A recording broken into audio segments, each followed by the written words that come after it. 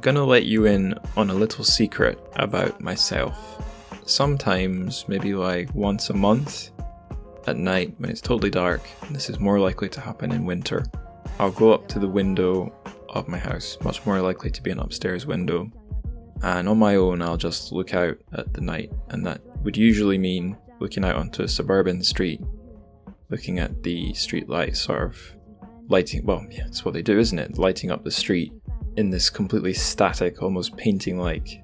There's a light breeze, I'd maybe watch the leaves moving ever so slightly in the tree.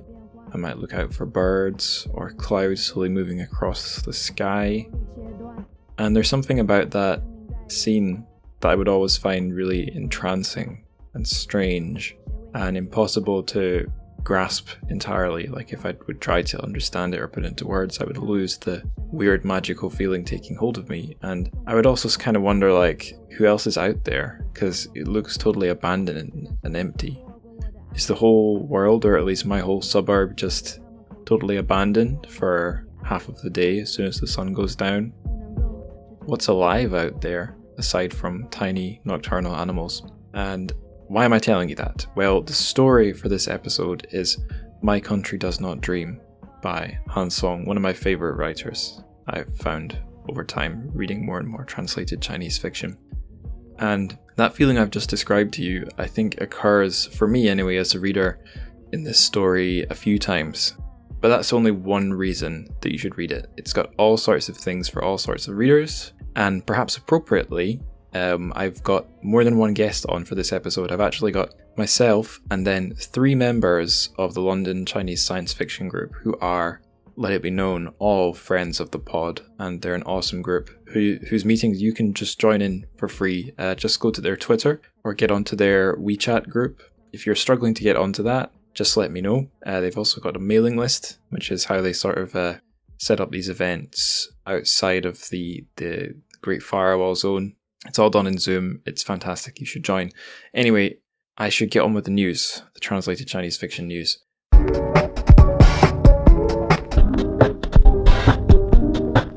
So we got 4 items this time. I'll try and rattle through these quickly. The first one is an article. It's from Sixth Tone, a really interesting English language, would you call it magazine? I think they're maybe web only, but a news website based inside China. And they've got an article called Infinite Scroll, The Making of China's Web Fiction Epics. To be honest, I have not read this one. I just don't have enough time these days to properly preview every single news item I drop on you guys. But it's all about web fiction in China and the sort of industry angle on it. So yeah, what's to lose? Read that if it interests you.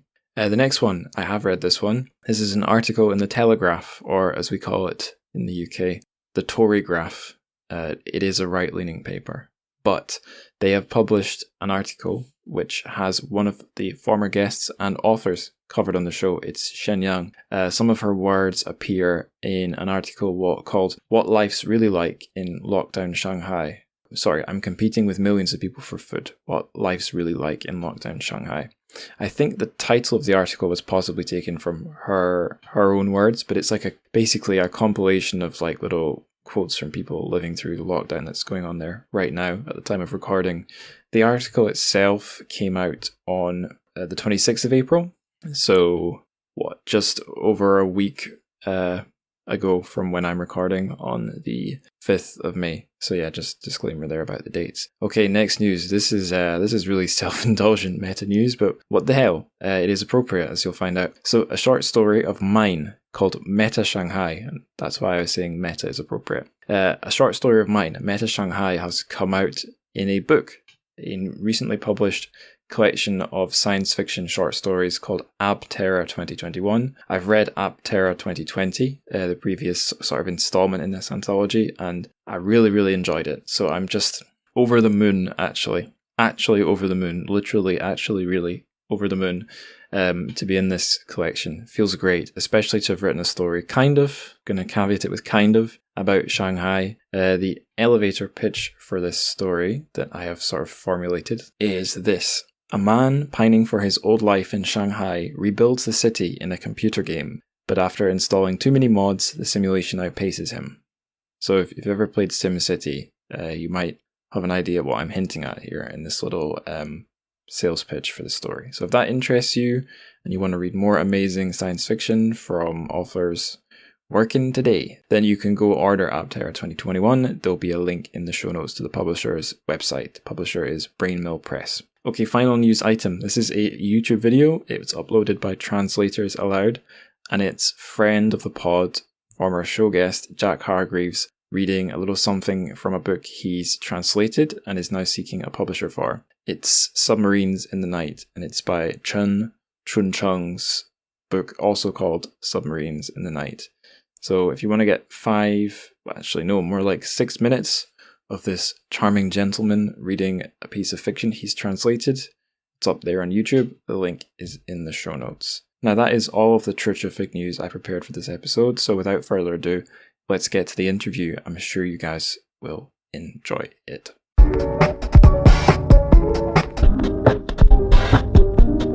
So we're doing something a little bit different for this episode. We are bringing on 3 guests, and 2 of them have been on the pod in one way or another before, and we've got 1 newcomer that I'm very excited to welcome. So we have, in no particular order, we've got Lu Guanzhao, who is one of the fearless leaders of the London Chinese Science Fiction Book Club. If you're getting déjà vu, he came on before to talk to me about Folding Beijing. So welcome back, Guanzhao. We got Scarlett Zhang, who I believe joined in for the 50th episode party. So welcome back, Scarlett. And first time appearing on the show, we've got Wang Jin. And I believe, correct me if I'm wrong here, but Scarlett and Jin, you are sort of new joint leaders of the London Chinese Sci-Fi Book Club. Did I get that right? Yeah, not quite a leader yet, I would say. I think you are the leader. We are co-leaders, all of us. So I think we don't have a leader and other members, and we are equally to, especially in running the London Chinese Science Fiction Group, since Angela is stepping down because she has other work to do. So, but I'm personally very happy to have all these people, new people, and to make this group even more dynamic than before, I believe. Yeah. Very exciting. So I'm going to try not to lead us through the whole conversation. I'm going to try and take the same model and have us all be equal. But first, I'll just ask you guys if you want to introduce yourselves. Guanzhao, do you want to introduce yourself first for anyone who's new? Just in case, I have been on this show like how many years ago? 2 years ago. 2 years, crazy. 2 years ago, crazy. Mm-hmm. I remember that was episode 17, and I don't know which episode is this gonna be. 72, I think. 72, more than 70, you got. Mm-hmm. That's a huge achievement. But personally, I am very happy to be with Angus again on this show and to talk about Chinese. You can say it's science fiction, but you can say Han Song's work is not that quite science fiction in a way. But personally, I am Guangzhou and currently a PhD candidate at University College London, comparative literature. And my PhD thesis is actually about a comparative study between contemporary Chinese and British science fiction. For the Chinese side, there are the Chinese New Wave, everyone knows about it. But for the British part, it's called the British science fiction boom, starting from the 90s as well. People like Ian Banks, Ken MacLeod, China Mieville, and people like them. So they have a boom for themselves, and also the counterpart in China, the Chinese New Wave. So I'm trying to set up a comparison between these two literary movement or phenomena, and to connect them to the political and cultural and social background behind them. Yeah, that's, I think, very simply about me. Wonderful. Scarlett and Jin, do either of you want to introduce yourselves? Hi, everyone. I'm Scarlett Zhang Xuan, and I'm a loyal fan of the show. And so at the moment, I'm doing some translations, classical music and social media, and I'm very glad to come back for the show. Awesome. And that only leaves one person. Jin, do you want to tell us about yourself? Hi, I'm Jin. I'm a girl, 26, living in Beijing now, where the story takes place. I'm a PhD candidate at Beijing Normal University. Okay, that's all. Jin, I wonder if I could ask one more question. Does your study relate to Chinese science fiction, or is Chinese science fiction just a sort of a personal interest for you? Yes, of course. My major is nanology, and my research is related to Chinese science fiction, especially the contemporary science fiction. Okay, cool. Right. I guess we could dispense with introductions. Since there's four of us, we could talk about ourselves for hours, but instead I want to talk about our story for this episode, which I've not named yet in this interview anyway. It's Han Song's My Country Does Not Dream. I thought I'd drop a little factoid for listeners. First, Guanzhao, you mentioned China Mieville, one of the sort of new 90s, I think, new wave or late 90s, turn of the millennium British writer or English writer, who was part of a bit of a new wave in UK sci-fi. I thought, wait a minute, how old is that guy? I've just checked. He's 49. And for comparison, Han Song is a little bit older than him. He's 56 or 57, depending on how we're counting. So they're kind of contemporaneous, but not quite. I thought I'd mention that. That's an interesting thing, because strange things can happen with time in translated fiction. A story might reach us in English and seem new, but it's from long ago in the original language. I could go on and on about that, but let's keep things moving. What is the premise of this story, like the elevator pitch? Because you just mentioned Mieville again, but he is actually not one of the new wave writers in the Anglo-American context. He's for that special period. I think Mieville was part of the boomers of the science fiction. It's called British sci-fi boom. So, so just for clarification, because I know Chinese new wave, the term for it can be confusing from time to time, because new wave has got a very particular historical connotation, especially in the British and American science fiction. And in the Chinese context, it's called the Chinese New Wave after the 1990 or 1989 stuff and that. So actually, in my PhD, I changed that term. To the Chinese sci-fi boom to make that comparison with British counterpart. Right. But still, it's kind of an interchangeable term, so it means the same thing.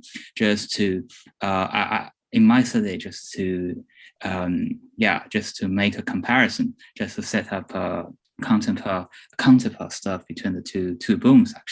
Actually, this story, it's really hard to define it. We can say, because Han Song's work is always hard to define. Is science fiction, or like you mentioned, Mieville, was the kind of new weird writing, right? Because everything seems very eerie and weird and strange, and that is sort of definitional to Han Song's other works as well, apart from this one. And this one, actually, I believe it talks about sleepwalking. And that is, if we just use one word to summarize everything, sleepwalking. And people find themselves sleepwalking over the nighttime and to continue their daytime work, actually, but they are not conscious about all of this kind of a contribution to the society. And people keep working without rest and keep making, economic contributions and to make the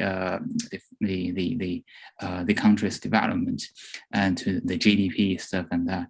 And there's, I think, one character got enlightened by a outcomer or someone coming from the US. He said it's an outcomer. It's a typical typical literary theme in Chinese literature in the past, and people coming from the outside of the environment to say something or to intercept what is going on within a certain context. But anyway, the character called Xiao Ji, he got enlightened. He knows everything, and he just he was just trying to escape some kind of secret place going after him. And I think the ending is quite ambiguous, just like in Han Song's other work as well. And it seems that Xiao Ji is running away with his wife to some place, but it can also be interpreted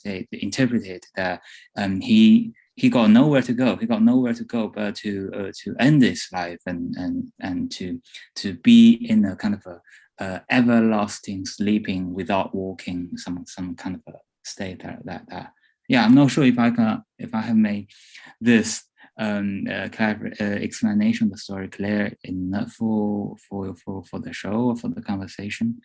Yeah, I think that's pretty good. Does anyone want to fill in anything they feel Guanzhao missed? Yeah, I think that's pretty much everything. Yeah, I not nothing else springs to mind with me. I guess another sort of line of the plot is Xiaoji's wife. They first notice, or one of the signs something is amiss is that he and his wife have both got new clothes, men and women's clothes in their cupboards, and they that becomes a source of strife. She accuses him of, I guess, doing something, probably cheating behind her back. But once he's sort of become aware of what's going on, he ends up tailing his wife to see where she's going. And as she's sleepwalking, she's having a sort of not quite coerced, but clearly non-consensual liaison with this guy who is really high up in the Chinese government, basically in the Communist Party. And he's this official is not one of the sleepwalkers. And I guess well, I've already spoiled it, but spoilers, he sort of he reveals the whole nature of the plan and what's going on. And a thing that's quite interesting is he says, well, he says contradictory things. On one hand, he says we're doing what's necessary to help China catch up with the US and its allies. This is the only way to do it. Playing it fair or using conventional means wouldn't work. But he also says this is not about China. This is about bigger stuff. This is about elevating the human race to the next stage of economic development and opening up new doors. But he doesn't specify what those are. And that's interesting. I think that might be interesting for our conversation to flag that. And I know we're kind of just going to summarize the story and what happens, but a big theme or a thing that goes on in Xiaoji's mind is like that he wrestles with is, I guess, his patriotism, because on one hand he's found out something awful about his country, but he gets mixed feelings because it's an American that reveals it to him, and this American guy seems to enjoy revealing it to him. And I don't know, that vibed with some of the experiences I had living as a foreigner in China, for sure. I think I witnessed conversations like that. So I thought I'd mention that as well. Other thing I wanted to mention is it's quite funny that you had to correct me there, Guanzhao, about mixing up the English sci-fi or the English language sci-fi new wave and the English language sci-fi boom, because the last time you were on the show talking about Beijing, folding Beijing, I made the exact same mistake and you gave me the exact same correction. So clearly I've learned nothing.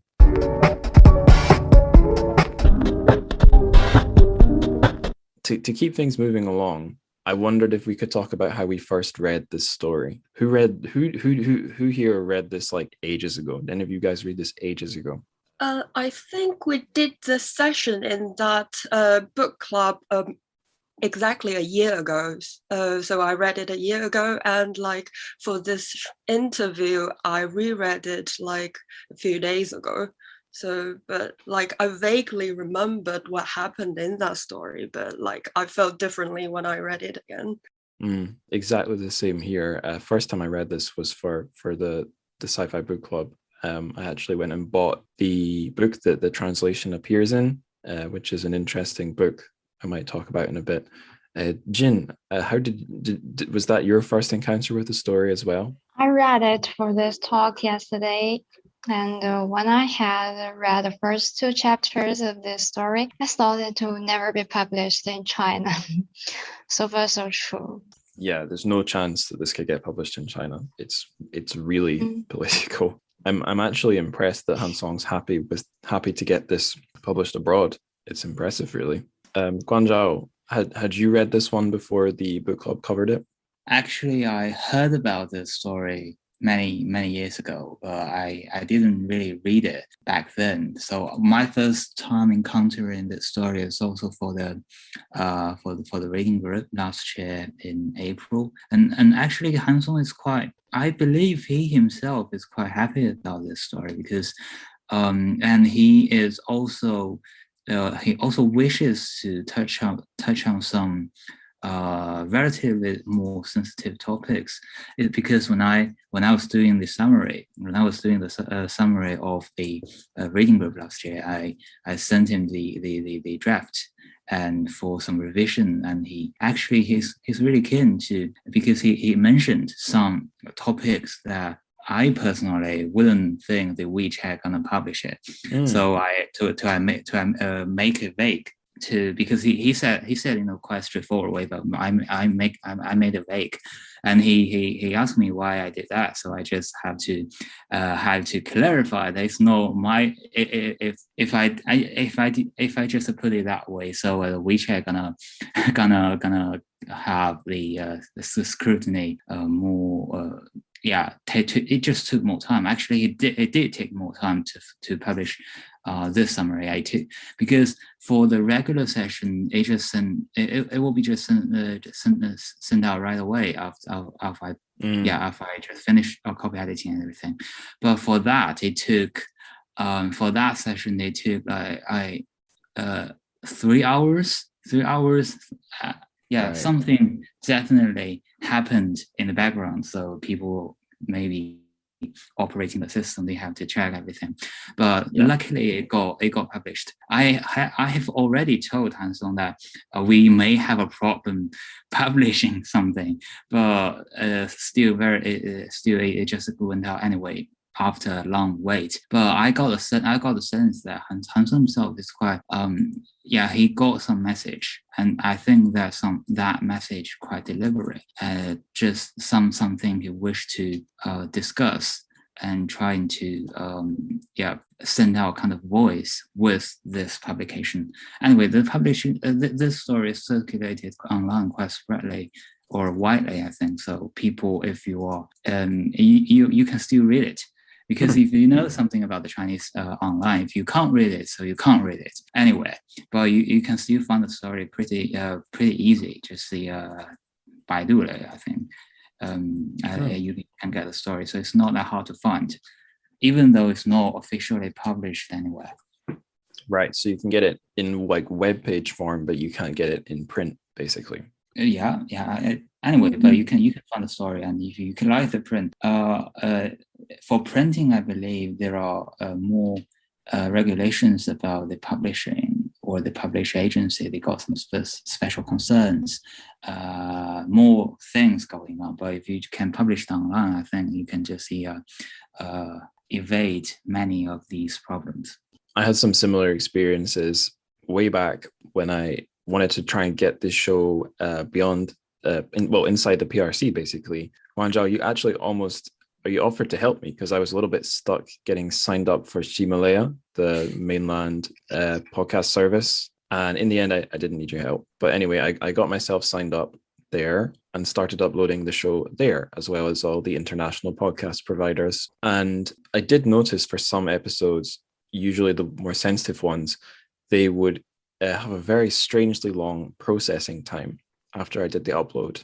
Most of them didn't, but a few of them, it would take so long to process that either, something in the site had gone wrong, or a human being, it was, waiting for a human being, presumably at an office desk to get to it. So it's kind of interesting that I think in a lot of, at least for people outside China who know a little bit about the Great Firewall, they maybe imagine that it's a completely automatic system where if you use the wrong keyword, your thing just gets taken down. But actually, for something like this, there must be some people employed who will be manually checking stuff to see whether it's, a little bit sensitive, but still okay to go online. So it's not a completely binary. You're deleted or you're not deleted. There's a little bit of a gray area, and I guess this story seems to be in that gray area. It's interesting.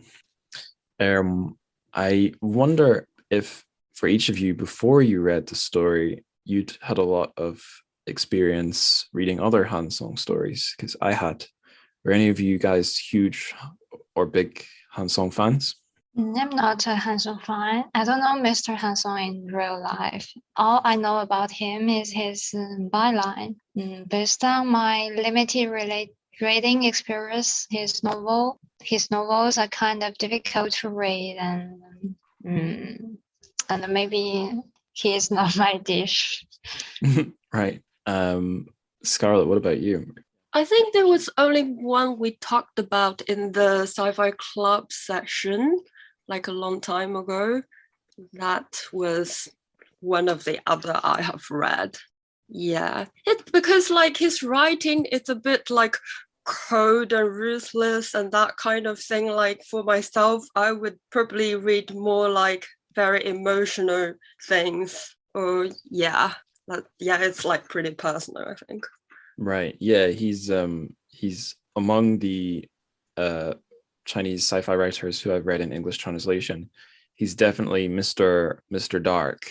I think the only other stuff that I've read that is as dark is some of Liu Cixin's stories, but they don't feel like, they've never felt to me like very gothic or psychologically twisted. And they're more just dark because it's like they're pessimistic about the way the universe works, or some terrible event happens where thousands and millions of people die. Whereas in Han Song, it's like it's more twisted and sinister, and at least in some of his stories that I've read, not in all of them. I also had kind of associated him with like transport, because I know he's got a trilogy. What is it? Diào'er, Gaotier, something else. He's got a trilogy all about railways, and a few of the stories available in English are also about transport. There's one translated by Ken Liu about submarines. There's one translated by Nathaniel Isaacson about passenger planes.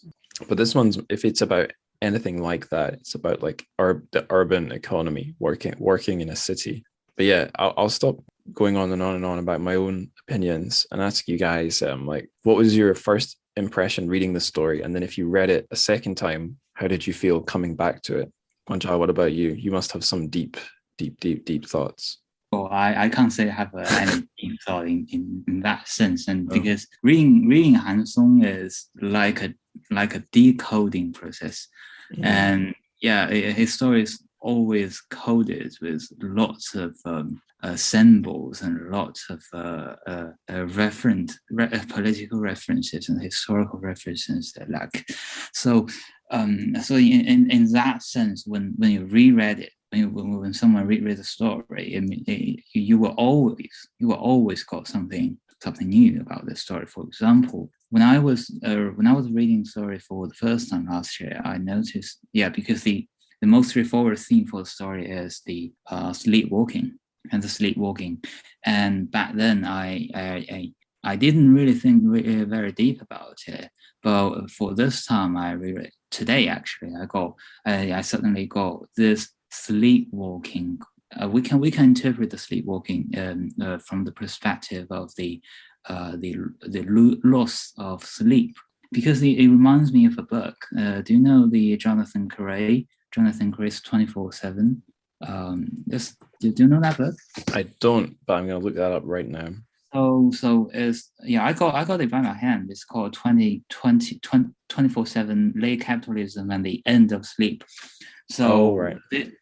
So this writer just talk about the sleep and the end of sleep from the political economic perspective, and how we incorporate the process of sleep into our political economy. So I think this story, if we read from that perspective, it also means that we are using the time of sleep because in the past, sleep is the non-productive process. So people just say they were doing nothing when we sleep. So for Jonathan Cray, so the sleep means the last place, last utopia for human beings to be away from the capitalist market and capitalist exploitation. Or for the capitalist, it's like the last unexploited box of treasures. It's a bit like how they're waiting for the North Pole to melt so they can build up new shipping lanes to speed up delivery times.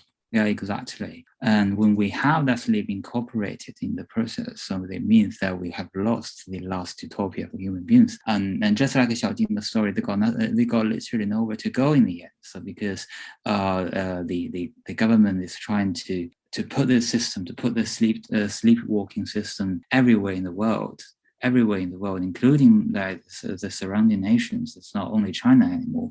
So it means a process, I believe, a process of globalization, especially the killings, it's not the killing, it's not the subsumption, I believe. It's kind of a subsumption to subsume everyone into the same logic of money, of the market as well. I think that's the thing I have realized for this time when I was reading the story. But I believe there are also other ways to interpret everything, just one way of many, because Hansong is always ambiguous, intentionally, I believe, to make everything not clear enough and to leave some room for reading it. Yeah, I thought I'd read a little quoted review on the publisher's page for the book you just named there, Late Capitalism and the Ends of Sleep, because this is a really nice analysis. I'll just read it. It's from Stephen Poole, writing for the New Statesman. He said, "Sleep is a standing affront to capitalism. That is the argument of Jonathan Cray's provocative and fascinating essay, which takes 24/7 as a spectral umbrella term for round-the-clock consumption and production in today's world. The human power nap is a macho response to what Crary notes is the alarming shrinkage of sleep in modernity. The average North American adult now sleeps approximately 6.5 hours at night, he observes, which is an erosion from 8 hours a generation ago and 10 hours in the early 20th century. A humane and bracingly splenetic counterblast with lots of interesting microtheses along the way." And I thought, oh shit, 6.5 hours is basically how long I sleep. But the thing there is I don't shave off that sleep to do more work. I shave off that sleep usually to consume something, a book or media. And the point about consuming is something I didn't really pick up on the first time I read the story for the sci-fi group. I noticed this second time around that although everyone is working twice as hard by doubling their hours by working at night, no one gets richer because everyone spends their extra, like what would be their savings on consumer products when they're sleepwalking. So the Xiaoji and his wife are spending it on clothes, and we're told that other people, like people in the countryside, they're working double time as well. But then while they're sleepwalking, they're going into the city to buy useless crap that doesn't advance their lives, because this is another way you supercharge a consumer economy. People don't accumulate savings, people accumulate crap. Or these days, we don't even accumulate crap. We sign up to new subscription services in exchange for like access to streaming, which is probably, I think, didn't Netflix describe sleep as their enemy? I'm sure I heard about that. That's their biggest opponent isn't, say, Amazon Prime. Netflix's biggest rival is sleep. Crazy. Sorry if I went on and on and on there. I'm sorry, I forgot. Scarlett and Wang Jin, did you just read this story the one time or have you read it twice? I have read it twice. Okay. And was second time round different from first time round? And the first time when I read it, I was like, oh, interesting. And I was like, you know what? It actually makes sense. And somehow it might even be true. That was what I was thinking the first time I read it. And the second time, I think I'm more realistic. Yeah. What do you mean by more realistic? That you dismissed it as something that's not too real, not too scary? The second time, I just feel like the story is quite refreshing to me, like because like as you said, his style is quite gothic and dark, and then I realized as the way he writes, oh, it's a sci-fi story. The genre is an interesting thing though, because I guess I assume all you guys read this one in the original Chinese. I read it in the book in English, in the book it was published in, which is part of a series, apparently number 5 in the series, called Exploring Dark Short Fiction. So in that series, Hansong has been placed alongside, as far as I'm aware, mostly horror writers, not sci-fi writers. And it makes perfect sense that you could read this one as sci-fi, you could read it as horror, you could read it as like weird fiction. And to me, yeah, it feels like it's a weird fiction as much as it's sci-fi, because there is something in at least in this translation, there's something in the atmosphere about the story that's very bizarre and uncanny, which I kind of feel when I look out the window of my house at night and I see a suburban street lit up by streetlights. I find something very powerful about that empty world where the lights are still on, even though the sun is down. It really, if I think about it too long, and if I look out that window for long enough, it puts a weird shiver down my spine. I don't know. Do you guys feel anything about that? About just the nighttime in general, or for you, is it just a time to sleep? I do.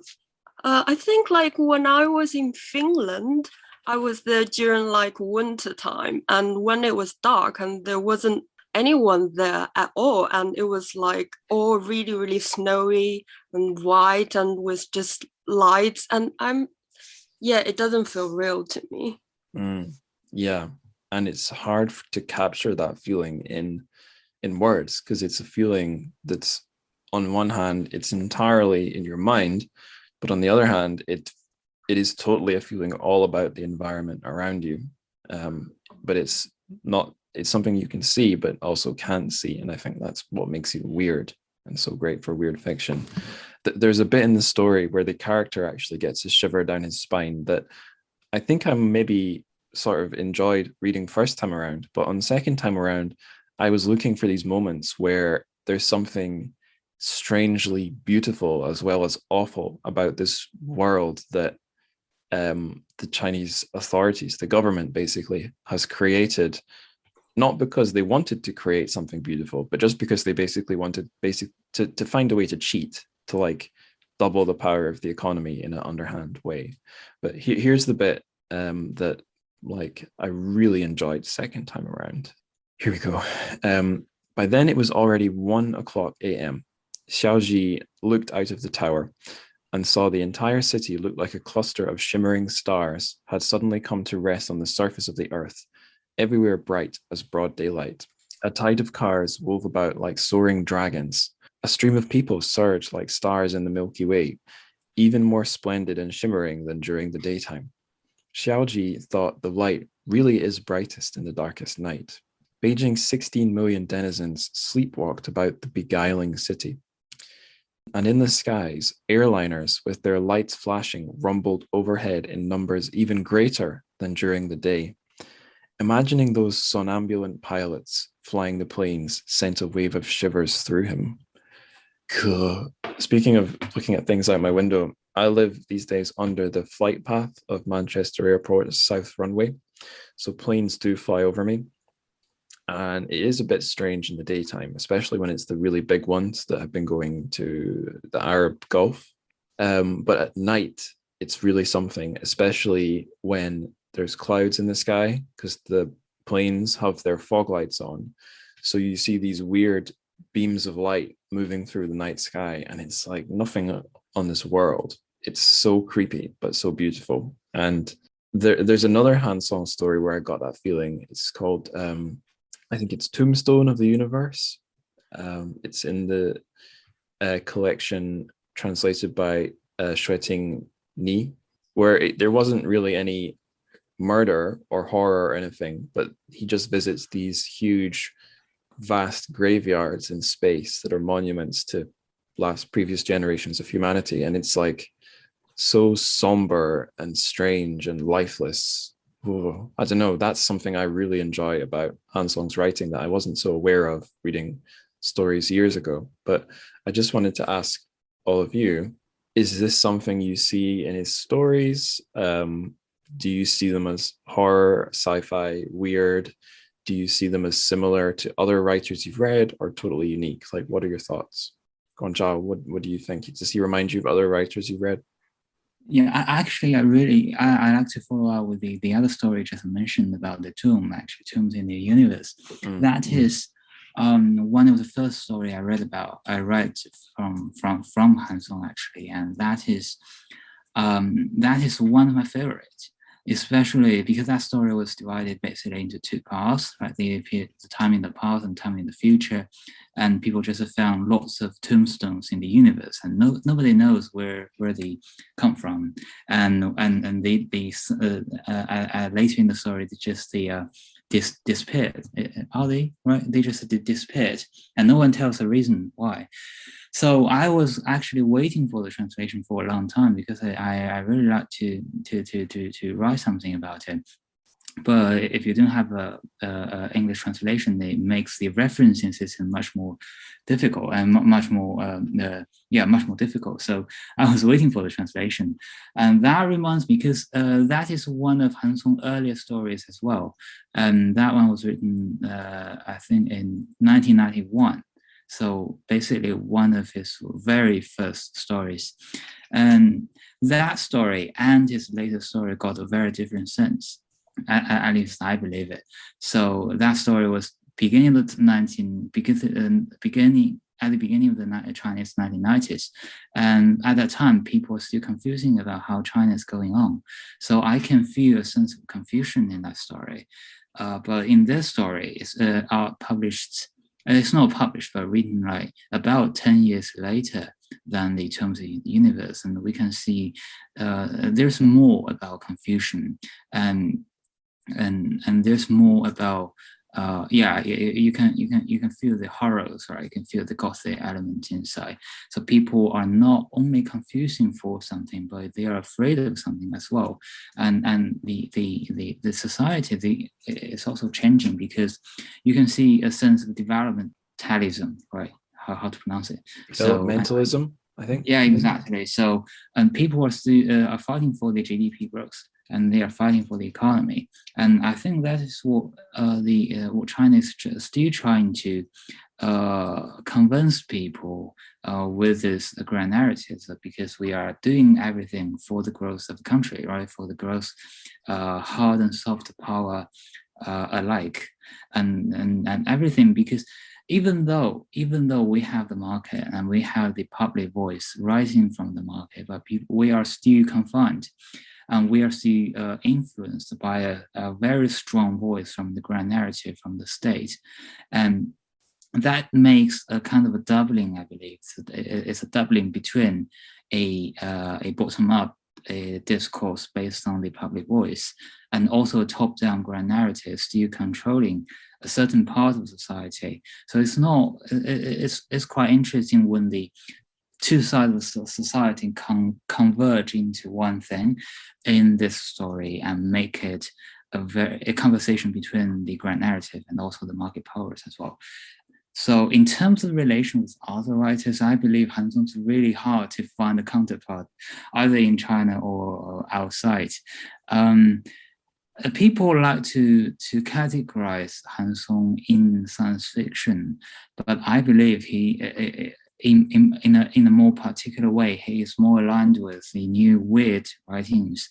If we can, just date it back to China Medieval and M. John Harrison, people like them, to writing some contemporary weird story, and which just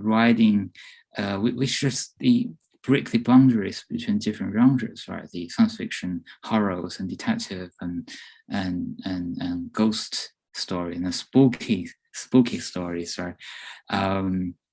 So Han Song is unique, and we can only read his story in relation to the historical and social background to really understand what the messages he wishes to convey within the stories, I believe. Yeah, it's funny. So like I said, I listened to our last chat, episode 17, Guanzhao, and we talked about something a little bit similar there. You, in talking about Beijing, folding Beijing 2 years ago, you mentioned the Jiu Liu, the 996 working, what would you call that, model? Yeah. And you said that although it was not exactly popular, it was a hot topic to be criticized. There were plenty people, including 20-somethings starting their careers, that bought into it and thought, yeah, this is, I think you phrased it pretty well. You said these people felt that I'm young, I have like surplus energy, I have surplus time. I should be spending that to better myself further down the road and better my country. But of course, the way that capitalism works, that surplus time and energy, and in this story, sleep, doesn't come back to you. It goes to your boss, and maybe some of it goes to the government via taxes. But if it comes back to you at all, it will only be very indirectly. So I know that since then, there's actually been some pushback against 996 in China from, as far as I'm aware, the government. There were some reforms to give, as far as I'm aware, because I'm not living there anymore, give working people a little bit more protection from, I guess, capital, from companies. Do you think there's been a change of mood in China about that, or am I just getting all my news from the wrong places? I think you're right about it, because 2 years ago, and people start to talk about the 996 working situation then. But after the COVID changed a lot. After the COVID, then people, especially among the young people, and they start to realize something's going on in the society, and the extra energy doesn't come back to true. And right now we're talking about a new movement called lángdāng movement. So we call it 躺平. Yeah, we call it lying down. Yeah, we're not working 996. We just lying down, and whatever happened, it doesn't really matter to me. So I think but I think it's not what people really want to do. It's more like a mocking. People talk about in the mockery, tongue. But we still have to work, and no work, no money. So that's the current situation. But people are still. I think it's more like an informal and public resistance to this kind of 996 working mode, and the states and the government, they start to issue more protection. But the legalization, the process of that is really long, so it doesn't really. We don't really have any solid policies to be issued in recent 2 years. The government started talking things, and they say, we have that kind of topic on the schedule for the next round of legalization, but it took years, and it took a long time, and during this long time, many things could be changed. Especially no one can imagine how COVID gonna influence us before it come to us. But the COVID, especially in the COVID, when the economy is not that strong compared to the time before that, and people notice that our energy and our time invested in working hard, it doesn't really change very much about the personal life. And because I noticed that people working for themselves, for personal aspiration, is really Thatcherite in a way, right? So people are responsible for their own life, and people take care of their own families and relatives with hard work. And if you work hard, you can get more result or more fruit, more bread, and that is for personal aspiration. And you realize it because you work harder than your peers. This feels to me really Thatcherite, especially in early 1980s. But in China right now, and we still to notice that it's not the thing. We didn't really get many things after we're working hard. So that kind of dream, if you like to see, dream aspiration doesn't really it's not really realized in many ways. So I think people still start to rethink about all this kind of schemes, I think. Yeah. I'm sure for listeners who are in the US and the UK and maybe other Western countries, what I'm about to say will not be a particularly deep insight, but here in the UK, we didn't have an economic takeoff like China over the last few decades. So we've not had this problem of an economy growing very quickly, like very, very quickly, and then that growth beginning to level off. The problem we have that affects my generation is housing prices. So for previous generations, it was very easy to get up the ladder. You get a job, then you'll be able to get a good mortgage on a decent house, and that house will appreciate in value over time. So your assets become more and more valuable. You follow the straight and narrow, and the economy delivers you some security. And house prices have never stopped increasing. So that's nice if you want a house. But if you don't, you are getting a much, much, much worse deal. So although maybe I think salaries over the last few decades here in the UK they've either stayed the same or gone up slightly. But relative to housing prices, they've shrunk massively because housing prices have gone up and up and up and up and up, especially in some areas. So yeah, there's maybe a similar feeling that, hang on, it doesn't seem like we're working any less hard than past generations, but you get the ridiculously bad deal compared with your parents, and it's impossible to ignore for most people these days, I think, especially if they're talking to other people about it. And to bring it back to Han Song's story, this is the Xiaoji's problem, is that he has a very limited number of people he can talk to about what's going on. He's got his American informant, and then later the government official, and that's it. He can't even talk to his wife. So there's a little bit of the, what would you call it, the classic character from genre fiction of like the one sane man in an insane world. But it's good that we have these conversations in real life, because we won't be the lonely insane person who doesn't understand what's going on. It's good to talk about this stuff.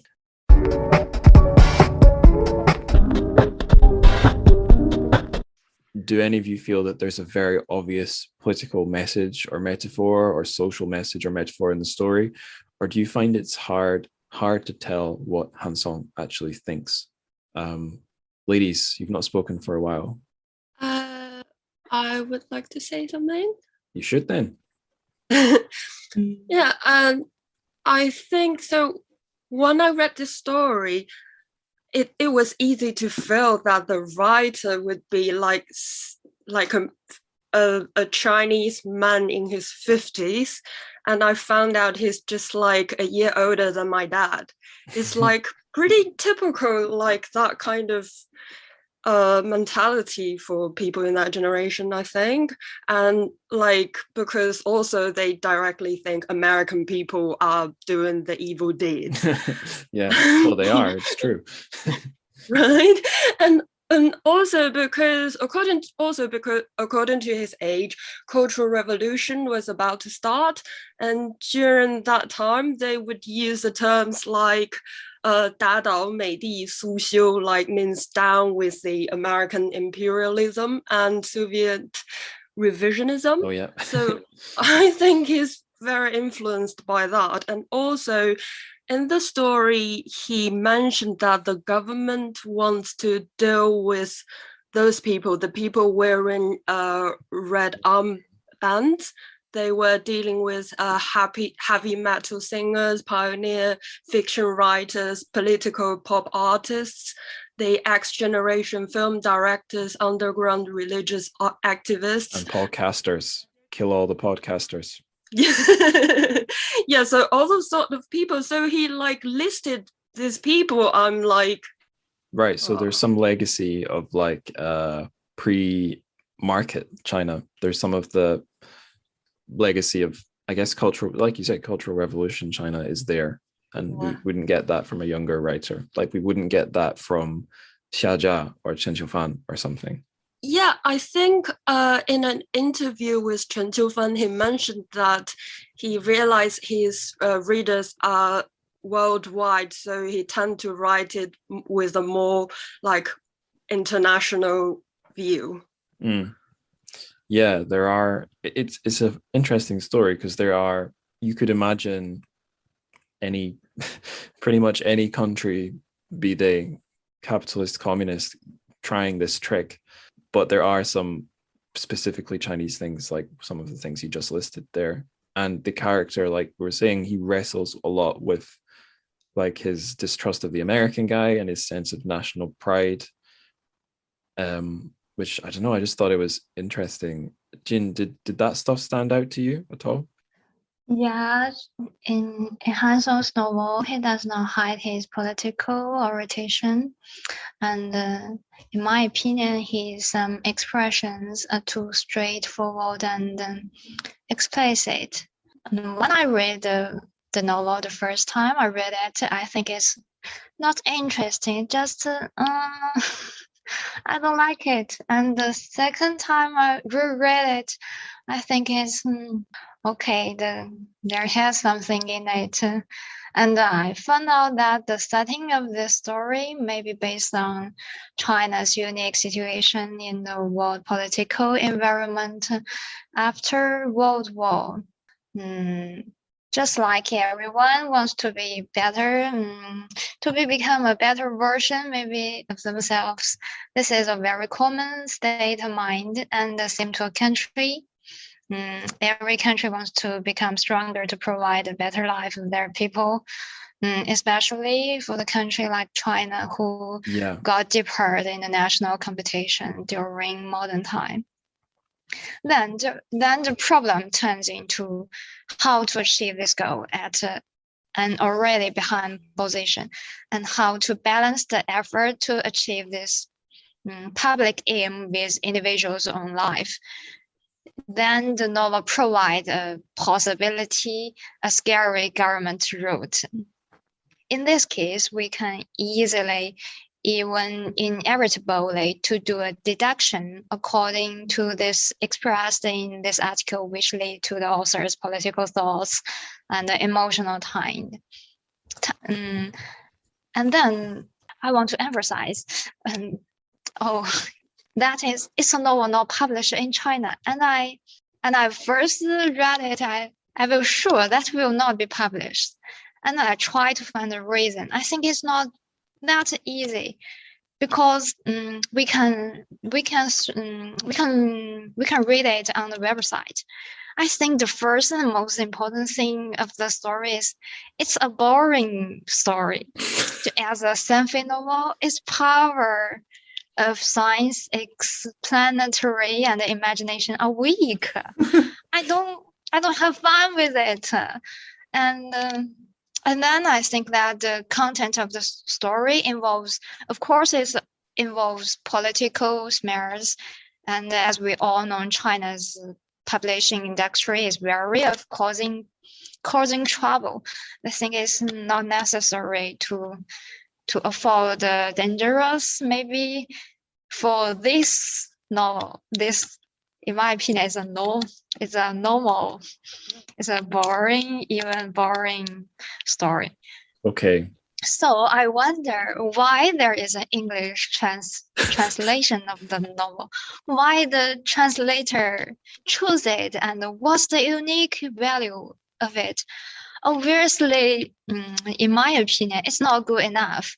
And I want to listen to you guys' views and find the answers through this talk. So I don't speak much before that. And just for now, I don't have found a clue to my question. Okay. Back to the political view.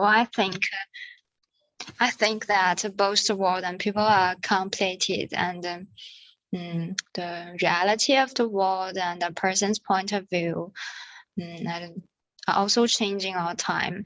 And as the Roland Barthes proposed in nearly a century ago, the author is dead.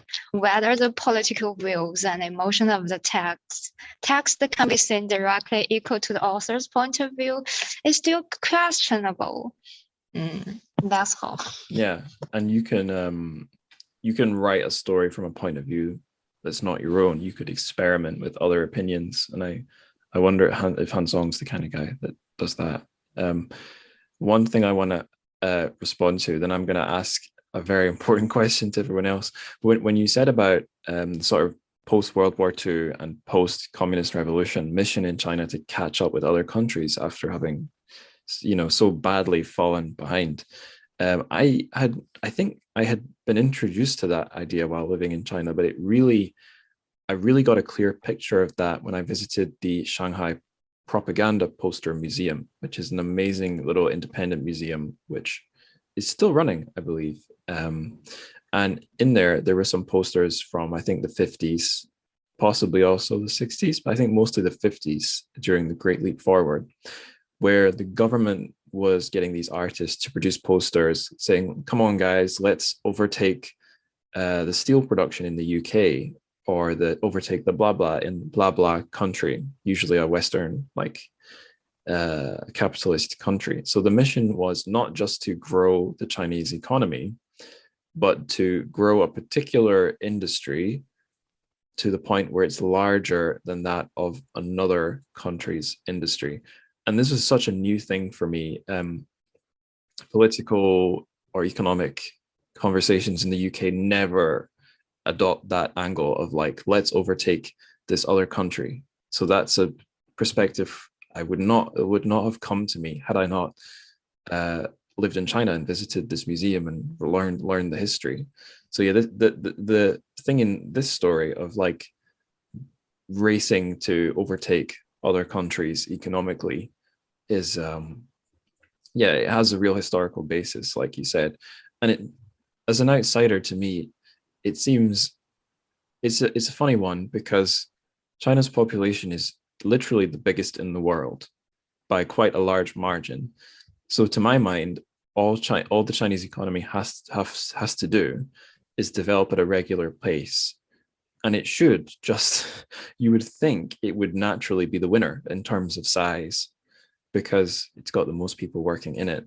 So the fact that it can't happen soon enough for the people in the government is interesting, because to me that seems like a psychological desire, that's people's emotions. Because if people had patience or could wait for future generations to take up the baton, then their mission, provided nothing goes drastically wrong, should automatically, be an automatic win just by numbers alone. But that's all I wanted to say there. I think there's a burning question that Jin's asked, and that's, is this story good or bad? So Scarlett and Guanzhao, did you find it boring? Do you see what Jin's saying? I don't really find it boring. It's quite readable, I think. I would just like keep going on, and I don't find it boring, I think. Guanzhao, what about you? Well, I think we have to define boring, and we don't have to do this for today. But Han Song is definitely not readable, so he is definitely not a readable author. And also, if we say that a story, especially for science fiction stories, they should be firstly for fun, right? So we read the stories for fun, and definitely we can't read Han Song for fun. So this is a set choose. So in that sense, that is one of the ways why Han Song is not that not that successful in the market compared to Liu Cixin, right, and other writers like Chen Qiufan, because their story, we can read their story for fun. But for Han Song, it's a terrible process and terrible experience reading his story. This one is one of the better ones, actually. So this story, it does have a plot, and it does have a story, has a storyline in it. But for many other stories, you can't really see what's happened, and especially there are some stories I really personally haven't quite finished. Red Ocean is one of the examples. It's not translated, but that is a novel. It's a very long novel published 2004. And it was divided into several parts, and the several parts is sort of connected, but you can't really get the clue when you read it. And it's a terrible experience of reading it as well. And there are lots of really difficult expressions in Chinese, and I can't personally, I'm a Chinese native, and I can't really follow the story. And from the readability, it's not readable at all. And especially if you read the other stories like the subway, right? We talk about the subway, and we talk about even I heard the news that the Hospital trilogy is the most recent work from Han Song. The Hospital trilogy will be published in 2023, and will be translated by Michael Barry. So huge name in translation, and I didn't really finish that trilogy and any of the installments. I just stopped in the half. I can feel the sense of so I don't know if we can say it's boring because I can't really finish it.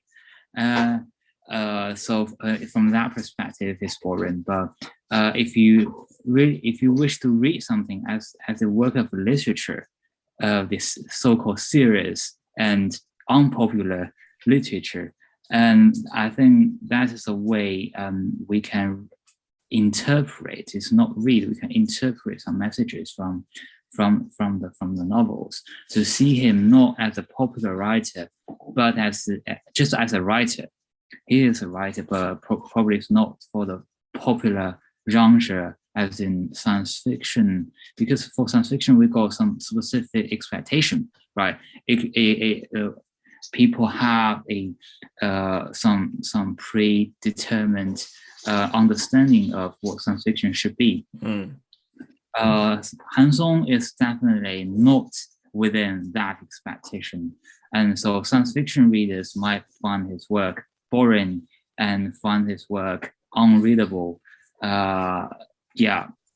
So I think that's why that's part of the reason we should put Han Song away from science fiction writers and to see him just as a writer, because many writers are not readable from a certain perspective, and I would say Han Song is one of them.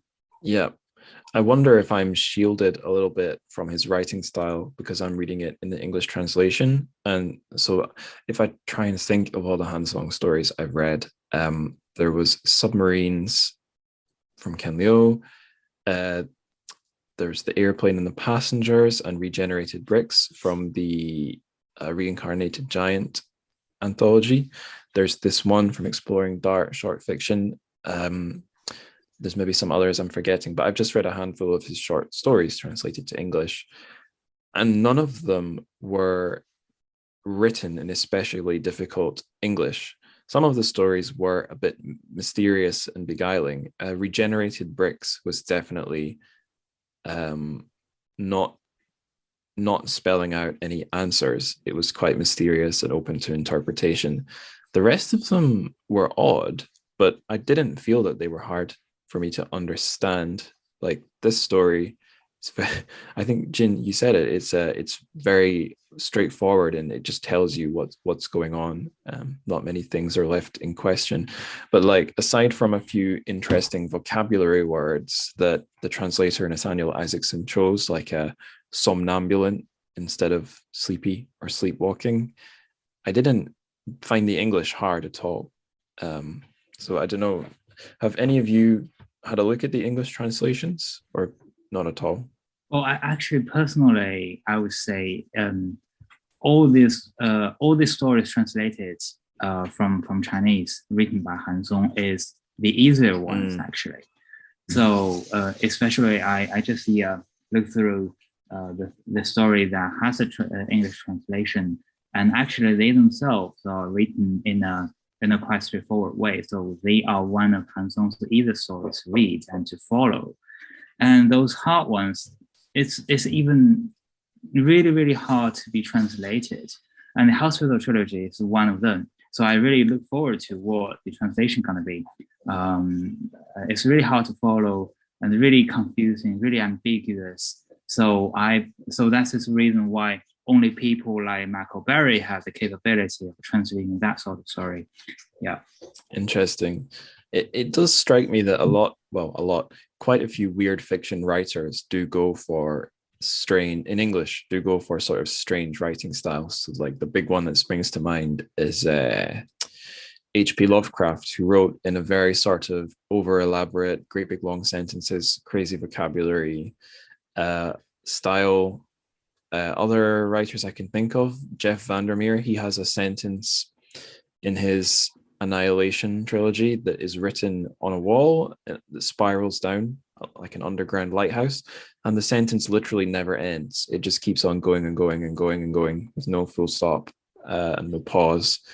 Off the top of my head, another writer I like in that genre, Thomas Ligotti, often uses very peculiar words, peculiar images, and sort of Lovecraft style, intricate, overcomplicated sentences, ones that your teacher would mark for grammar errors, but for literature make for something interesting, that sort of thing. So it makes sense to me that in the original Chinese, Han Song would be sort of bizarre and elaborate and difficult. But then Chinese and English are so different that, yeah, it makes sense that translators would choose not to try and replicate that, because, yeah, how the hell would you do that without completely rewriting the thing? I wonder as well, I don't know if you guys have thoughts on this, does the difficulty, I think, Jin, you basically said this, that the difficulty of the writing prevents him from becoming hugely popular, which might protect him from censorship. But do you think as well, if the writing is difficult, censors might just get bored or put off reading it, so they don't put in the mental energy to interpret subversive messages? I know that in general, movies in China are subject to more censorship than books, and that would make sense. Movies are easier to digest. Movies are very direct because they put the image right onto the screen, whereas books take more time, they have smaller audiences, and they're capable of being more subtle. Do you think that's a reason why Han Song is able to have a bit of a career, is able to have a career as a writer in China? Yeah, I believe the Han Song is not, he is also a very high-ranking officer in the Chinese news agency, and I believe he got, because in Chinese we got a specific term for that called 编制, right? So because of a authority established number of the post, the professional posts in the government and also the government running agencies, and he is one of the listed and so in the system. So I believe that is it's not only that he wrote really long, really tedious, and really confusing stories, and no one's read it, so he can get published. And I believe that he got some specific authority and trying to back him up. It might not be really kind of a straightforward support from someone, but people like reading his story, and these people, they can have some voice in the background. So I believe that's why Han Song keep writing his own stories from that perspective. Yeah, but I'm not sure whether this is right or wrong. Just because, yeah, Han Song's professional identity is also one of the topics that people are trying to discuss. That he is, for one thing, a very important member in the Chinese news agency, and on the other hand, he's also a very, it's not successful, but really famous science fiction writers. Who is known for this kind of political messages hidden behind the text. So this kind of adapting for his own identity. Some people are trying to discuss this topics as well, I believe. Yeah. I have a totally random question for you all. So I realize I'm the only Lawai here, which means I got something in common with one of the characters, the American guy who seems to be like a CIA spy. Just wanted to ask what you guys think of the mèngyóu in this story. Do you think he's a good guy or a bad guy? I don't think he's a good person, but I think the writer wants us to think he's a bad guy, but the guy himself doesn't necessarily be. But it's weird. Still, I think it's because of his age or generation. One, he's showing Xiaoji what his wife was doing, and I kind of feel like he was like not respectful or anything, or probably like he's American. If that's his portraying like a British person, he would probably do it in a more reserved or respectful way, more gentleman way. Oh, your wife is doing something not nice, rather than just showing him directly. Yeah. I don't think we should read these CIA guy as American. Of course, in the story, he is American, but in many of the Han Song stories, there are lots of foreigners got involved. But I believe that these foreigners are not only foreigners, they represent the sense of the outcomer. So this outcomer is, they are not necessarily coming from the other nations, other countries, but they can also coming from other times and other spaces as well. Because I just wrote an article for Science Fiction Studies and talking about the Mars over America. The Mars of America. It's one of the untranslated stories as well, but it talks about a Chinese protagonist, is a Go player, traveling to the United States and stuck somewhere in the United States because the collapse of the utopian AI stuff. And in that story, many people read that story as a kind of a counter relation between China and the US. But in my interpretation, it's not with the US actually. It's about the China itself. It's a different historical period of China. So, but for this story, we have a person coming from outside. It could be from the States. It could be from the UK as well, and it could be from any part of in the world. But the important thing is a newcomer, someone not us, not from the inside, and they get involved in the environment, and they trigger something, and also their presence in that environment is not favored by the authority, especially his conversation with people and his underground activities. They are not welcomed by the state, and people and the state also was trying to eliminate these dissenting elements as well. So we have a difference. We have something. We have some element different from others. So I think it could represent the kind of also a doubleness in the Chinese history, and also the different perspective how we encounter China from a particular historical period. And during that historical period, we also have the influences in the past that's still functioning in the society. So that is why people feel confusing about everything, because they are not from the same part of history. They are from the different part of history, and they are sort of compressed in a very short time, and they have to interact with other historical elements. So that is why we always have this kind of a troubling person and troubling character trying to make fuss of people's mind, right?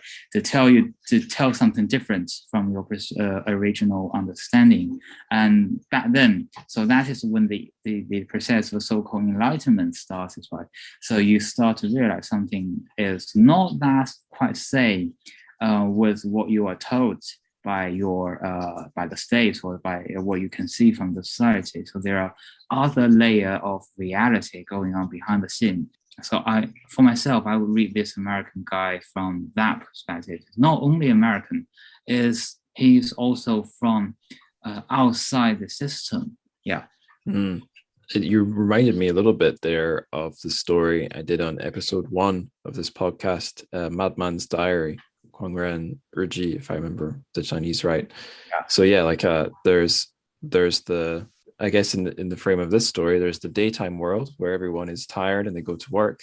But then there's the hidden reality that you need to be woken up to, that you're being exploited in your sleep. In that one, I guess that's the most striking demonstration of that hidden world is the words written between the lines of the Confucian texts: eat people, eat people, eat people. So also, I guess, about exploiting people. Sorry, I was off the net. Oh, it's okay. Welcome back. Can you hear me? Mm-hmm. And I want to say something about the Americans. Is it Good. too late?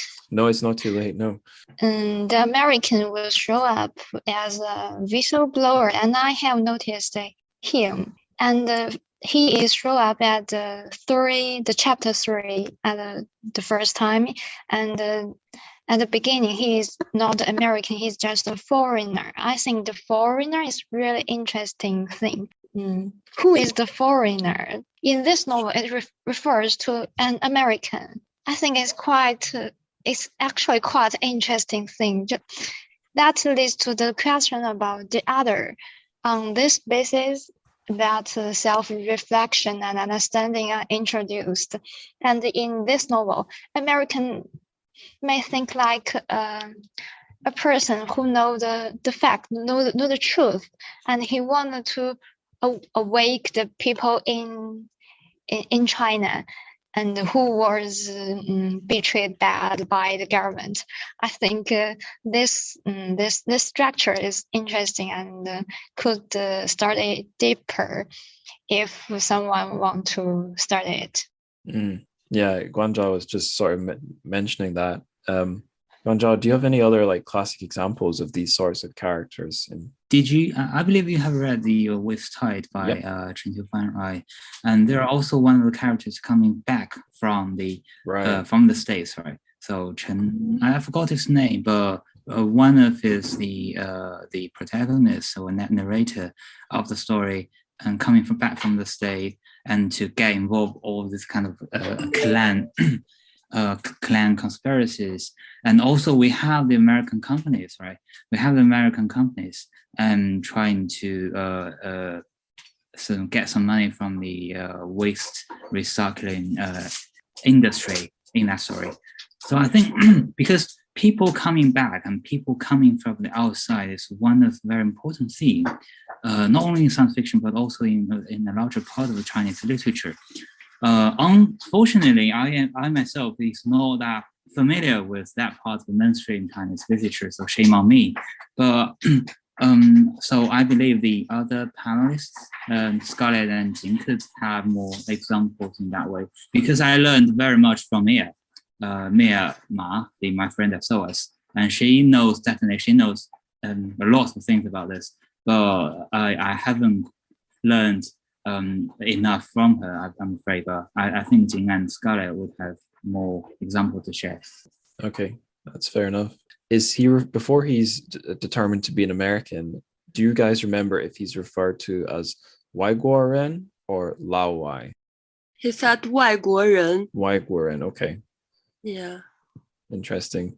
Yeah, a thing that struck me being a 外国人 in China was that word was usually taken to mean a Westerner, which made me wonder if I was from like Africa or the Middle East or South America, would I be still considered the same kind of 外国人? But usually, like if a Chinese friend asked me like for my opinion about the Western world, they'd say, what do 外国人 think? And I'd be like, well, I'm only from one country, so I can tell you what Scottish people or UK people think, but I can't speak for Americans, and I can't speak for all of the outside world. But yeah, maybe in this story, that's the point. It doesn't matter where he's from. It's just that he's from somewhere else. Yeah. My tutor is just starting the 外国人 discuss in the paper and in the literature box. Yeah. Can you tell us more about that? In 1880s, maybe many the foreigners, the 外国人 is referred to the person who came from American or Europe. We don't use this word to describe, just like Japanese or Thailand people. It's just a unique. It's just kind of a unique word referred to the European or to the Americans. Yeah, which is, I think that can confuse English speakers, because when we learn the word, we're told it means foreigner, but of course foreigner does not refer to any specific parts of the world. It just means you're from some other country. So yeah, I guess if anyone's listening and learning Chinese, that's a useful thing to know. Yeah, that's interesting because when I was little, when I was in the primary school, when we were talking about 外国人, foreigners, so the first impression I got would be people like Angus, that you are definitely one of the 外国人. And you mean a white person? Yeah, white person, Anglo-American, but it's not Anglo-American, but it's French people, like people from the Europe. Western so we can Europeans, distinguish. Yeah. From distinguish, yeah, he's from somewhere in the Europe or in the North America, and I think part of the reason is we can't really, at least for me, for myself, I can't really distinguish the Korean people and Japanese people from ourselves, which got more population in China than Westerners, the so-called Westerners in China, and. But I don't know why, but when I was little, when I was very young, and when we were talking about the things, and my first impression gonna be that. I think also part of it's a very, very personal story, so I can't speak for others as well. Yeah. Yeah. One of my favorite parts of Shanghai when I lived there was the Koreatown, because that was not just a Koreatown, actually. That was a part of Shanghai that had a lot of, well, technically, Waiguoren, lots of non-Chinese people, but not Western Europeans, not really even Eastern Europeans, not North Americans. It was expats from neighboring countries, basically. So Koreans, but also Japanese. I think maybe also Hong Kong people as well. So a lot of people, if I'm walking on the street, if I'm just looking, I wouldn't really know who's from elsewhere, who's not. I would have to use my ears to listen to what language they're speaking. And it was just interesting in that it felt kind of similar to some of the Westerner heavy parts of Shanghai, some of the dynamics you would see, but on the other hand, just totally different. And I could go on and on and on and on and on about that, but that's nothing to do with this story. So I'll stop there. We've been talking for a while now, so I think we can go on to the miscellaneous section, the sort of lighter section. So my first miscellaneous question was if you could think of a Chinese word of the day to like attach to this story, what one would it be? I'm gonna go for assuming I can remember this one correctly. Tangping, lying down. It's Tangping, right? Tangping, lying down, yeah. Tangping, yeah, because that's what everyone wants to do. Everyone really needs to sleep, but they can't. So that's my word of the day. Anyone else got one? My word of the day would be 吊儿郎当. So it's a word from the story. So it means careless and Carol undisciplined. So the other way around of people from the story. Oh, right. So was that diào'er? Yeah, 吊儿郎当. Okay, got it. Guanzhao, would you add any other words? Well, is it boring to say sleepwalking from the story, mèngyóu? No. Right, because I think mèngyóu, sleepwalking, really speak to the theme of the story, right? Yeah, I think it does. So mèngyóu, that's yo like luyo, is that right? Yeah, exactly. Yeah, I remembered. I didn't forget all my Chinese. Yeah, dream and travel and make sleepwalking. Dream travel. Nice. Thank you. And Jin, do you have any a fourth word of the day that you would want to add? I think it's maybe 闭眼. It means close your eyes and then you can sleep. Perfect. Or close your eyes and you can forget about the horrible truths about your society. Yeah. Yeah, perfect. Okay, next miscellaneous question. If you could pair a piece of music with My Country Does Not Dream, what would you go for? So this one's kind of hard, but if no one's got one, I've got one I can think of. I have one. I don't really think, isn't it a fit, but if I have to match one, the first song came into my head is Blue Earth, this song is the opening song of the Animal World program on CCTV channel. I used to watch it every day. I kind of grew up with this song. It's really interesting. Why did you pair that with My Country Does Not Dream? I don't know. It just occurred in my brain. I don't have the idea of why I will think it will fit it.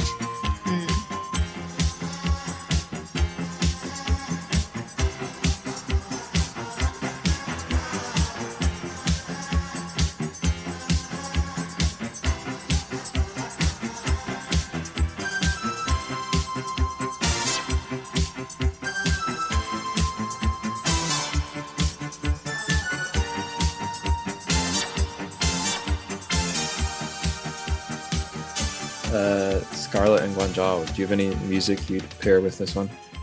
I got one, and I think it's quite great for the story. It's called 我们走在大路上.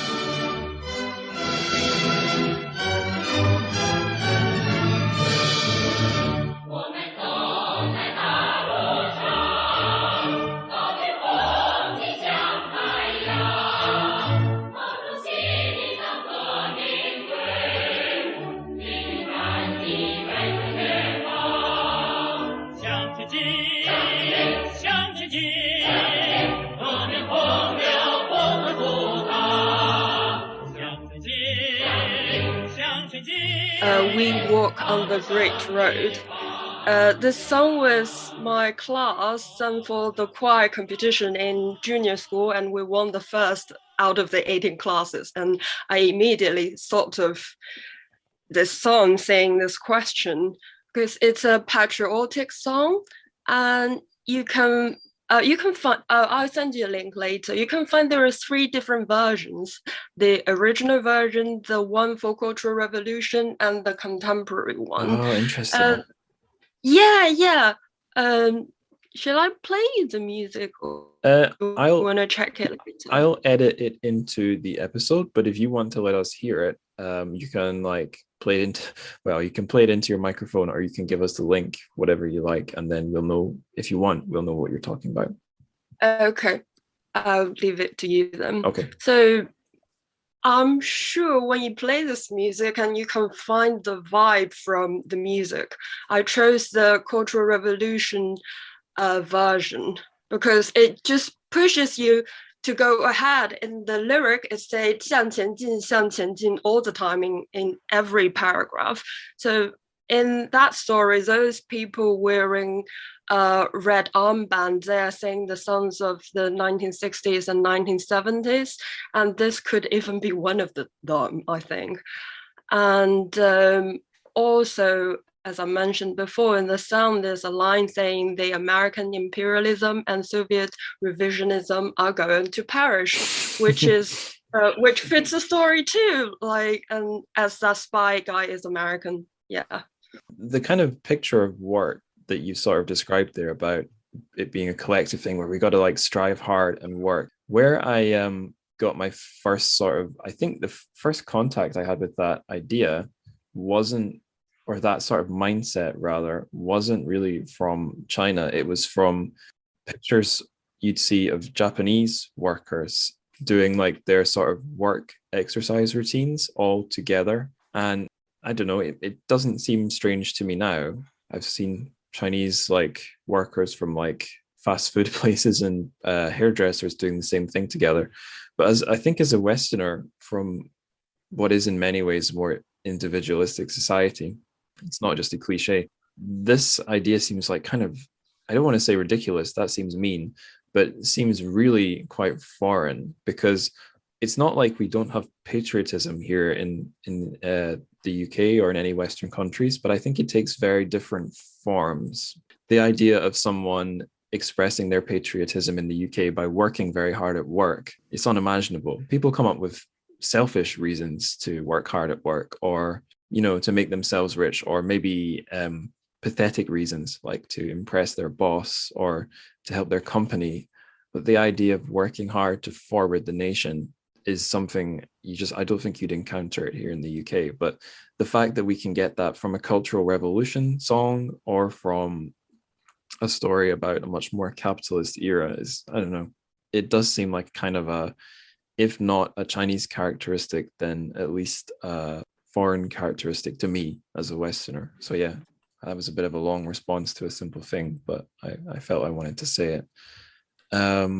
Does anyone want to respond to that, or shall I share my song that I would pair with it? All right, I'll just go ahead. So I've got something totally different. I've got a remix of an old, I actually don't really even know the genre. I guess drum and bass, a remix of a drum and bass track from the 90s. That was this genre of dance music that probably was blowing up in the UK when I was a small child, like learning to walk sort of age. And the remix, the song's called Terminator. I'm not sure why, but there's a remix of it that like speeds it up and brings in clips from the movie Terminator. And I discovered this track listening to a mix of music put together by Mark Fisher, who I've mentioned before on the show. And one of the things Mark Fisher was interested in was the sort of political theory of accelerationism. He was a left-wing thinker, so he was sort of keen on left-wing accelerationism, but it takes many forms across the political spectrum. And the idea of accelerationism, I mean, the clue is in the name, is to make things go fast, that speeding up politics and the economy and society is a desirable thing to do, either in and of itself or to reach a particular goal. And a thing I've noticed in my new job, which is an industry magazine for the pharmaceutical industry, is that people running businesses love to talk about accelerate this, speed up that. There is not much talk about how to make the world a nicer place outside of the context of making the business more slick, because the logic goes, if you can speed things up, if you can make them more efficient, if you can upscale them, increase the scale, then you can lower prices, lower barriers, make things smoother and easier. So for example, talking about replacing humans with machines in the factory, that is, to them, it's a morally good thing because it can make your business more efficient, it can make your product cheaper, and never mind the people that got laid off. So the reason I bring up Terminator is the story of the Terminator films is about something from the future coming back in time to prevent that future from being stopped. But a sort of a fantastical idea in this pro-capitalist version of accelerationism is that capitalism is basically going to build itself, that if you leave it alone, it will put itself together. And the desirable thing sort of in a way is to speed it up artificially. And it doesn't matter if it distorts humans, destroys humans, warps, creates strange things in society.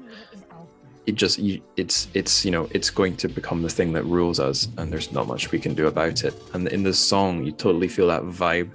It starts off a bit eerie, and then it becomes very inhuman and bizarre in a way that I think only electronic music could. So that's what I would go for. Sorry I talked about that for so long. Is out there. You're talking about things that I haven't done yet.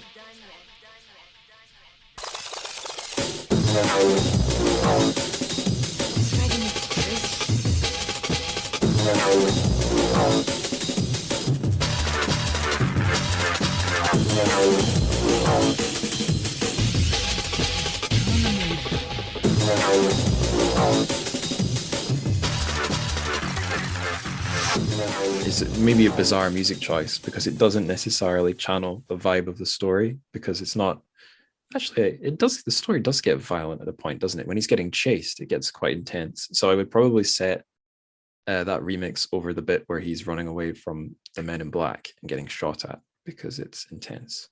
So yeah, that would be my song.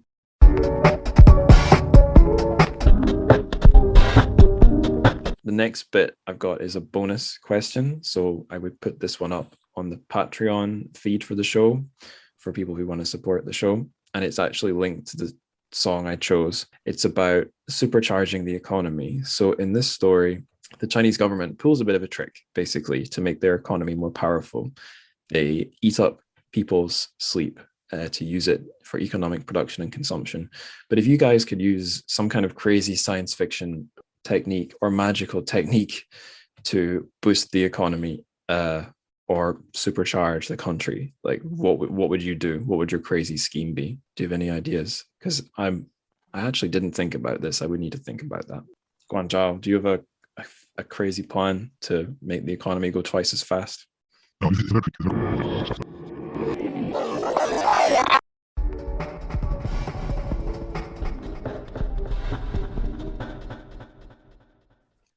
That's the end of the bonus section, I guess. So coming back down to sane, normal discussion, I wonder if we want to point the readers to any other stuff like this story, if they enjoyed it. Or Jin, since you didn't enjoy this story, maybe you could suggest some alternative reading for listeners. Does anyone have any recommendations right off the bat? I can recommend some of my favorite novels like Holographic Rose Fragments and Burning Crumbs. Hathaway, I'm always trust William Gibson. And maybe I can use the hottest word in Chinese context to express this. YYDS. It's a pinyin short, but we all see it in the English letter form, which literary meaning is external God. Often used to describe an awesome subject. And if someone's interesting is on Chinese novel can't be published in China, Liu Cixin's 2185 may your choice. 2185 is Liu's first novel and is also his only cyberpunk work. Even some Chinese researchers like me will forget that Liu is a computer engineer and thought he haven't written novels in cyberpunk style. But I'm not sure whether the novel has the English edition. What did you say it was called? 2185, 2185. Oh, interesting. No, I don't think that one's out in English, but they do bring out quite a lot of Liu Cixin in English translation, so maybe it's just a matter of time before someone does that one. Yeah, and also that one is the start of the Chinese New Wave, is as Dr. Song Mingwei says. So China 2185. So he believes that is the start of the Chinese New Wave. Interesting. You said YYDS is a pinyin short. So what does that stand for? 永远的神。永远 means forever. 然后神 it means God. That's the literal meaning. Right. And what does that, is that the name of a novel? What does it mean in this context? Angus, it's kind of a daily conversation that when you think something's really good, something's like should be recommended, and you say this kind of stuff is YYDS, is kind of eternal God, and then you should read it or like it. Oh, right. Okay. I understand now. Interesting. Right. I'll make sure that one's in the show notes. Thanks, Jin, for your recommendations. Scarlett, where would you point our listeners for more reading? I can't think of too much. I would say maybe Brave New World could be something similar in the feeling of it. Yeah. Is that like too classic? No, I think a lot of people have heard of that one, but not everyone's necessarily read it. And I think an interesting, or what I think is interesting anyway, parallel between Brave New World and this story, or some of Han Song's comments that he made when he came on to the London Chinese Sci-Fi Book Club to talk about the work, is that there's something sort of desirable about these kind of scary worlds in these stories. So in Brave New World, everyone's happy. It's not like in 1984 by George Orwell where everyone is oppressed.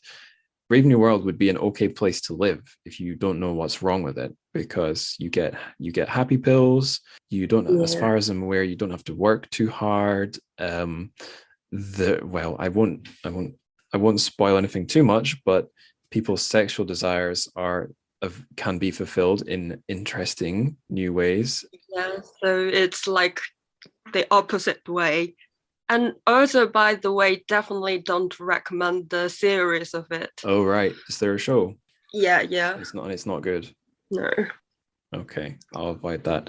But yeah, so there's something kind of desirable about that world. And in there are, like I said, there's moments in My Country Does Not Dream where Xiaoji says something like, the light is always brightest in the dark. There's something fascinating about the world that's being created. And he does have some mixed feelings. He has some positive feelings that it's a way to boost the power and influence of China.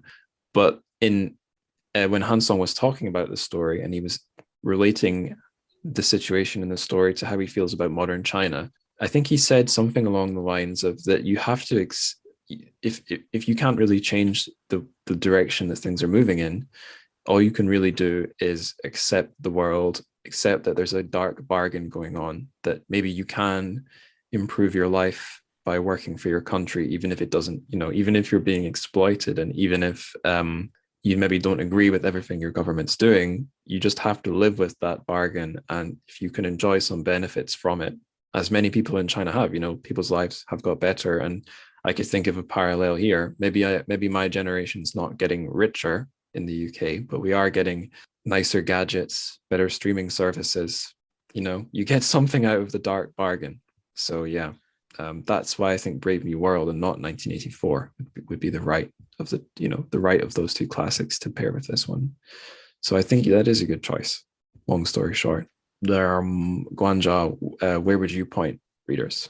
I can't really imagine anyone like reading Han Song's story for fun, but if there are some people like them, they should be looking forward to the the new translation for the Hospital trilogy, and that is the latest novels written by Han Song, published in 16, 17, and 18 in a row. So it's a trilogy. So it's called Hospital Trilogy, and it is even more confusing, more ambiguous than the story we're reading today. So they can have a try for them. And also there is also a British writer I find we can read together with Han Song is John Harrison, and his it's not recent, but one of his latest stories, novels, the Kawahuchi trilogy, Kefahuchi, Kawahuchi trilogy, is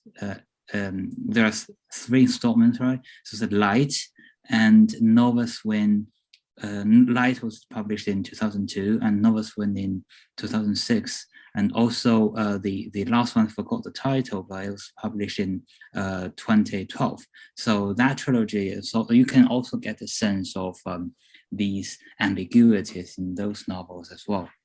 Okay, and I'll recommend an author I may have name dropped on the show before, because he's got a very ambiguous story called The Hospice. So maybe it's more connected with Han Song's Hospital trilogy than this story, but it's a similar thing. It's incredibly ambiguous, and the writing style is often rather elegant. I suppose it's not that hard to read, but sometimes you got to sort of blink and read the sentence again. So the author is Robert Aikman, and the story is called The Hospice. And in the story, a guy, it's going to sound so mundane, a guy is driving along a road. He's looking for somewhere to stay, and he ends up at somewhere that seems to be a hotel, but then seems to also possibly be like either an old person's home, like a home for old people, a care home, but then also seems to seem a little bit like a prison or an underworld as well.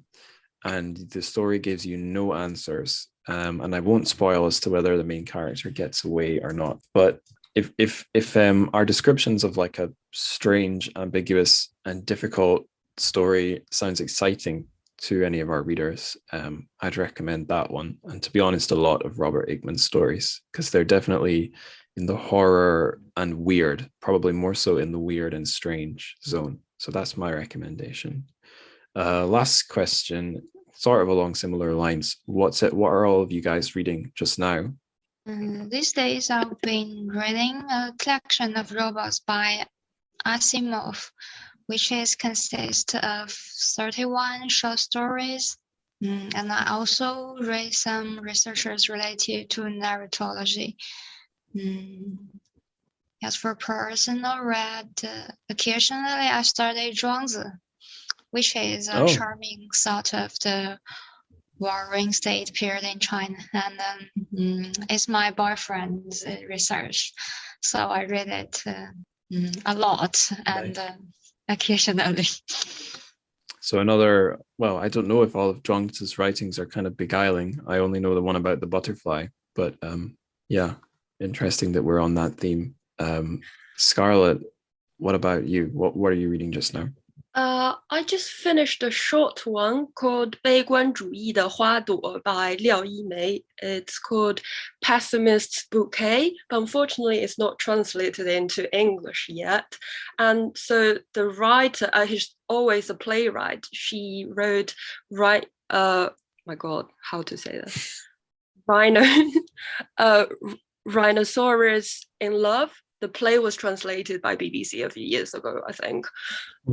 So she's from Beijing, and her writing style is I feel like it's kind of like the female version of Wang Shuo. And there are like too many highlight sentences from that book. I even wrote down in my notebook. So yeah, it's a short one. You can finish in 1 or 2 days. So if you want to have a relax, I would recommend that. Cool. And Guanzhao, what are you reading these days? I am reading China Mieville's The Iron Council, so the last installment of the Fossil trilogy. I find it really exciting as well. Yeah. Cool. Okay. Well, I recorded episode 71's interview yesterday, so the book I'm reading since then has not changed. It's Yan Lianke's Lenin's Kisses. But I did actually finish a book that I went away on a holiday and left the end unfinished, then just finished it, I think yesterday, day before yesterday.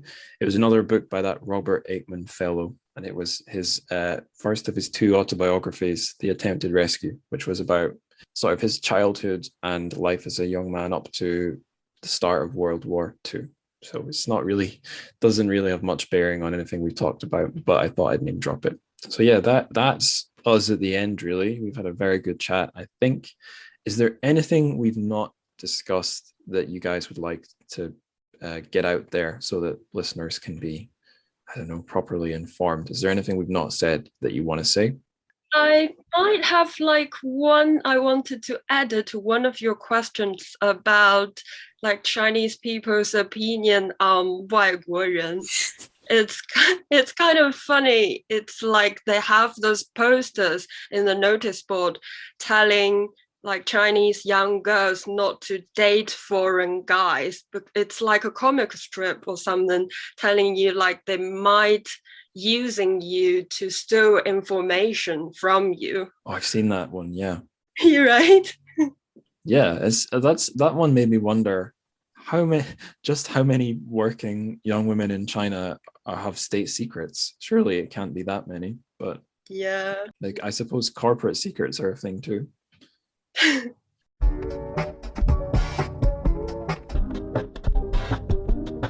So I guess thank you all for coming on board.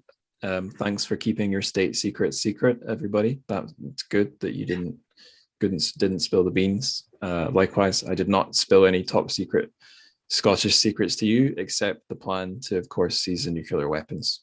So yeah, on that note, just thank you all for coming along. It was a fun conversation. Yeah, thank you, Angus, for inviting all of us. Yeah, really happy to be back. Yeah, no, it's great to have you back, Guanzhao. And it was actually very fun re-listening to the Folding Beijing episode. I think that was a good one. And hopefully we've topped it by bringing in more Kehuan enthusiasts. Yeah, that was the episode taking me involving in your show. Oh, that's what made you a fan? Yes. Okay. Well, I suppose that would be the one Guanzhao shared with you guys, presumably in the WeChat group. Yeah, I did. I did share the information, share the words. The power of WeChat.